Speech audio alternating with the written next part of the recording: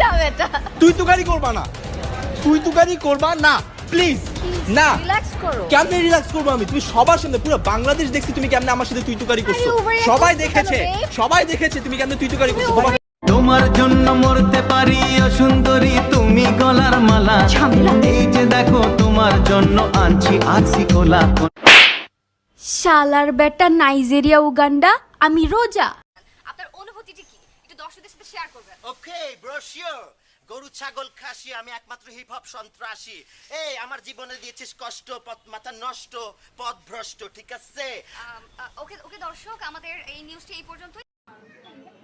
ভাইয়া ভাইয়া, আপনি টিকটক করেন না? হ্যাঁ, আমি আপনার অনেক বড় ফ্যান। আমি তো ফেমাস হলাম কবে?